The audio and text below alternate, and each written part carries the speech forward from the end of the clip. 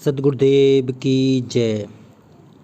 तो ये सद्गुरुदेव पूर्ण ब्रह्म परमेश्वर कबीर साहब हैं और कहते हैं इनके जो शब्द हैं इसमें बहुत ही अनमोल ज्ञान है, समर्पण है, चेतावनी है और कैसे सतगुरु के प्रति प्रेम करना है वो सब कुछ है इसमें।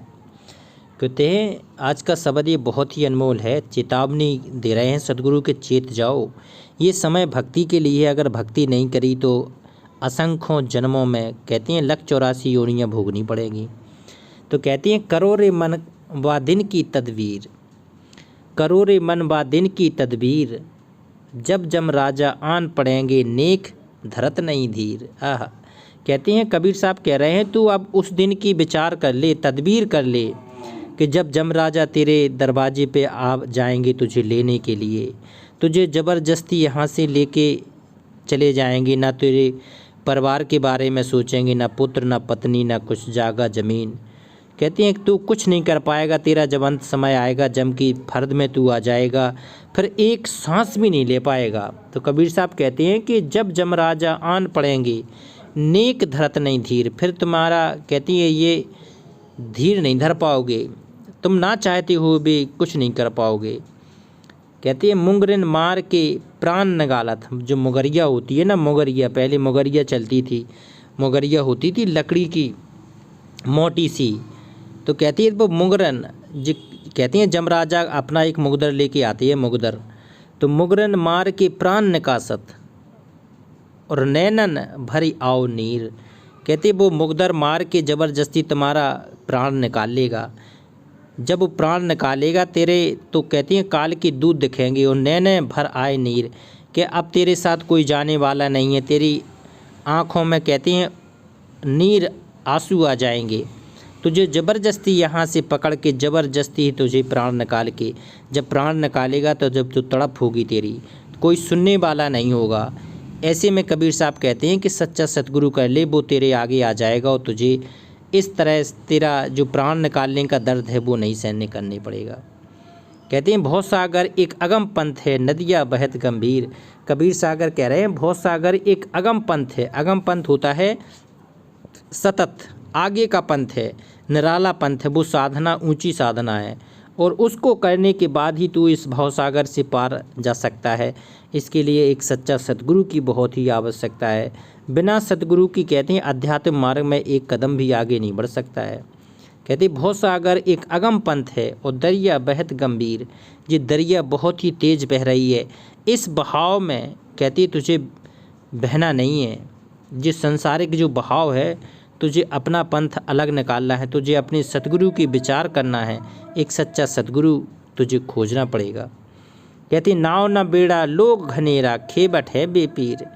नाव न बेड़ा और लोग घनेरा, कहती हैं जो तुझे नाव की ज़रूरत है वो तो तुझे उसका ज्ञान भी नहीं है कि वास्तव में जो भवसागर की नाव है वो कैसी है। भवसागर की नाव है सतगुरु, सतगुरु के चरणों में सच्ची साधना करके सतगुरु के कहते हैं बिना आशीष से ये भवसागर की नाव कहते हैं बेड़ा देखा जर्जरा। जब दूसरा जो कहते थे पहले जो बेड़ा थे नदियां पार की जाती थी तो उसमें अगर कोई बेड़ा जर्जरा होता था तो तुरंत उलट के दूसरे पे आ जाते थे।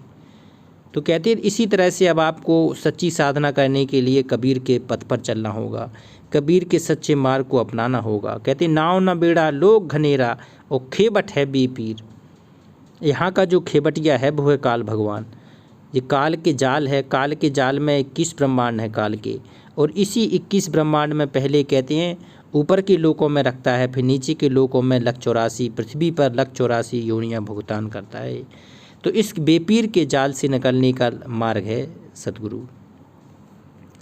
करे घर तिरिया अर्धंगी बैठी, मात पिता सुत वीर, और माल मकुल की कौन चलावे, संग न जात शरीर। कहते हैं घर पे जो तेरी तिरिया बैठी, पत्नी बैठी अर्धंगी, वो भी तेरा इंतज़ार करती रहती है, लेकिन कहती हैं ये सांसारिक रिश्ते हैं, ये संसार के चोचले हैं, जब तेरा अंत समय आएगा तो ये घर की तिरिया भी कुछ नहीं कर पाएगी और मात पिता भी तुझे छोड़ के जाना पड़ेगा और सुत पुत्र को भी छोड़ के जाना पड़ेगा और भाई को छोड़ना के जाना पड़ेगा।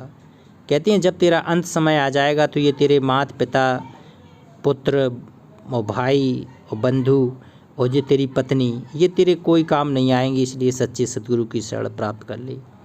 कहती माल मुकल की कौन चलावे, संग न जा शरीर। तेरे कहती हैं माल कितना भी ज़्यादा तूने जोड़ लिया है, धन संपदा तूने कितनी जोड़ ली है, लेकिन कोई भी तेरे संग में साथ जाने वाला नहीं है। माल मुकल की कौन चलावे, ये संग न जात शरीर।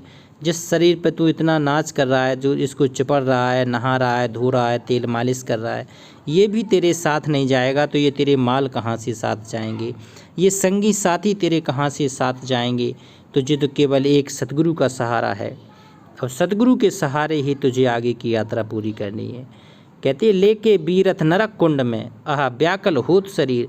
काल ऐसे ही नहीं छोड़ता है, तेरे शरीर को जबरदस्ती पकड़ के कहाँ ले जाएगा, ये नरक कुंड में ठोक देगा। क्योंकि सच्ची साधना नहीं की, दान पुण्य तूने किया नहीं, भक्ति मार्ग तूने की नहीं, प्रेम तूने सतगुरु से किया नहीं, तो ये क्या करेगा काल। कहते हैं लेके बीरथ नरक कुंड में व्याकुल होत शरीर, तेरे जबरदस्ती नरक कुंड में ठोक देंगे ये काल के दूत। और कहते हैं तेरा शरीर होगा ना, तड़प तड़प के व्याकुल होता रहेगा, तड़पेगा, चीखेगा, लेकिन शरीर छूटने के बाद फिर कुछ नहीं होने वाला नहीं है, फिर तो वो नरक कुंड में ही जाएगा।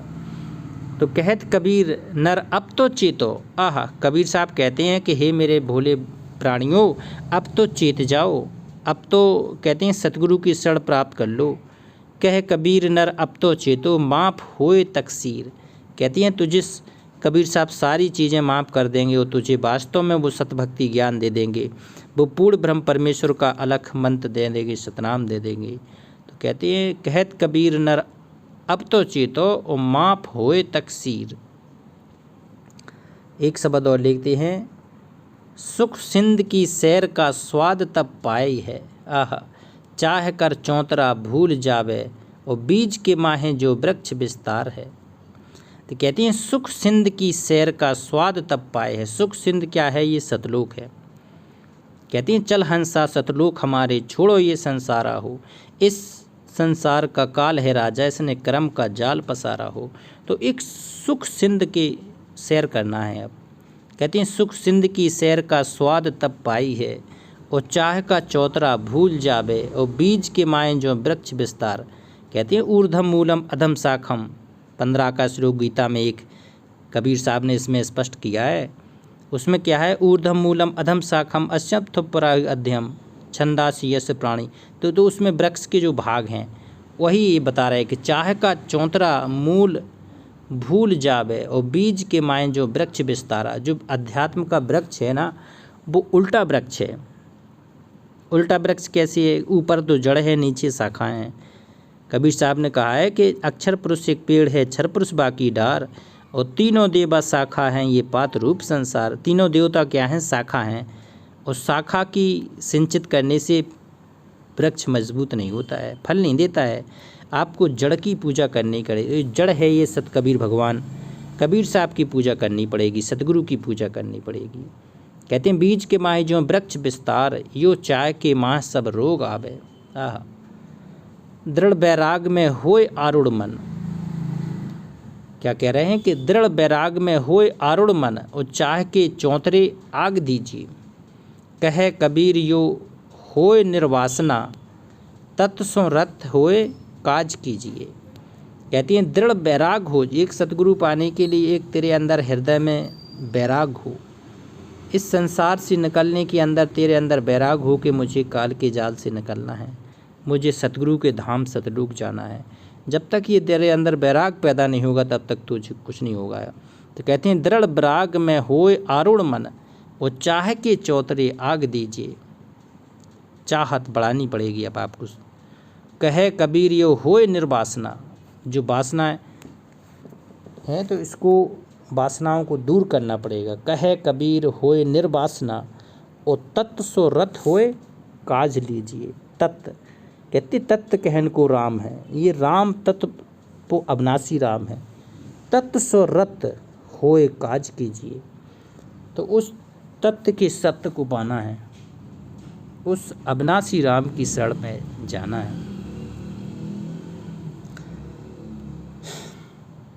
एक और लेते हैं, साधो भाई जीवत ही करो आशा, और जीवत समझे जीवत बूझे जीवत मुक्ति निवासा। आह और जियत का कर्म की फांस न काटी, मुझे मुक्ति की आशा। कहती है जब तक तू शरीर में है, जिंदा है, तब तक भक्ति करके अपना परलोक सुधार सकता है, सतलोक जा सकता है। और जैसे ही मर गया, शरीर छूट गया, फिर काल की फांस में ही फंसना है। साधो भाई जीवत ही करो आशा, और जीवत समझे जीवत बूझे, जीवत मुक्ति निवासा। जीवत है और तब तक की ही मुक्ति की भक्ति हो सकती है। और जियत कर्म की फांस ना काटी, अगर जिंदा रहती तूने कर्म की फांस नहीं काट पाई, फिर कहती है मुई मुक्ति की आशा। फिर मुक्ति की आशा नहीं है, मरने के बाद तो मुक्ति मिलती ही नहीं है। तन छूटे जीव मिलन कहत हो, सो सब झूठी आशा। कहती हैं तन के छूटने के बाद वो भगवान मिल जाता है, बिना भक्ति के ही भगवान मिल जाता है, ये झूठी आशा है। कबीर साहब कहते हैं झूठी आशा है, इसमें बिल्कुल भी सत्यता नहीं है कि तन छूटे जीव मिलन कहतु है, सो सब झूठी आशा। और अभव मिला सो कभू मिलेगा, नहीं तो जमपुर बासा। कहती है अगर तूने ये जीवन सच्ची भक्ति में नहीं निकाला, कहती हैं तूने सतगुरु की प्रेम साधना में नहीं निकाला, सतगुरु को अपना इष्ट नहीं माना, भगवान नहीं माना सतगुरु को, तो कहते हैं अभव मिला सो तभव मिलेगा, नहीं तो जमपुर बासा। नहीं तो तेरा स्थान कहाँ जाएगा, तू जमपुर जाएगा, तू काल के जाल में फंस के जम के लोक में चला जाएगा। कहती हैं दूर दूर ढूंढे मन भोगी, और मिटे न गर्भ तरासा। कहती हैं दूर दूर ढूंढे मन लोभी। आहा जी, कहती हैं मन लोभी है, ये अच्छी चमक धमक देखना चाहता है, लेकिन कबीर साहब कह रहे हैं कि अगर तूने अपना जीवन निकाल दिया इस तरह बिना भक्ति के, तो तुझे दोबारा गर्भ में आना पड़ेगा। मिटे ना गर्भ तरासा, तेरा गर्भ पे आने का जो महाकष्ट है वो नहीं मिट सकता। कहती है साध संत की करे न बंदगी, और कटे कर्म की फांसा। तूने साध संतों की कोई बंदगी नहीं करी, तूने सच्ची संगत कभी नहीं की, साधु सन्यासी संतों के पास तू बैठा नहीं, सच्चा सदगुरु तेने अपने जीवन में बनाया नहीं। तो कहते हैं कि साध संगत की करी न संग बंदगी, और कटे कर्म की फांसा, तेरा कर्म का फांस नहीं कट सकता है। कहते हैं सत्य कहे सतगुरु को चीनो। आहा, सत्य कह रहा हूँ कबीर साहब के, अपने सतगुरु को चीन लो। कि सतगुरु कौन से सतगुरु, सत्य नाम विश्वासा, जो आपको सतनाम का जाप दे। सतनाम क्या होता है, श्वास उश्वास में नाम जपो, वृथा श्वास मत खो, और ना जाने इस श्वास का फिर आबन हो कि ना हो। तो 2 अक्षर का भेद बताएगा वो सच्चा सतगुरु ढूंढे, तत्वदर्शी संत ढूंढ दे। तो कहे कबीर साधन हितकारी, हम साधन के दासा। कबीर साहब कह रहे हैं कि हम साधन के हितकारी हैं, और हम साधन के दासा, और हम ही साधन के दास हैं। मतलब आपको सच्ची भक्ति करा के आपको सतलोक ले जाने के लिए आए हैं। तो ये पूर्ण ब्रह्म परमात्मा अविनाशी राम कबीर साहब हैं। ये सत्य पुरुष हैं, ये सासरी प्रकट होते हैं, सासरी जाते हैं। तो आज कबीर साहब की यथार्थता है, तो ये सत कबीर भगवान हमेशा प्रकट रहते हैं धरती पर। पहचानने की ज़रूरत है, इस कबीर साहब को पहचान के सत भक्ति करने की ज़रूरत है। एक बार कबीर साहब का जयकारा लगाते हैं। पूर्ण ब्रह्म परमेश्वर बंदी छोड़ कबीर साहेब की जय।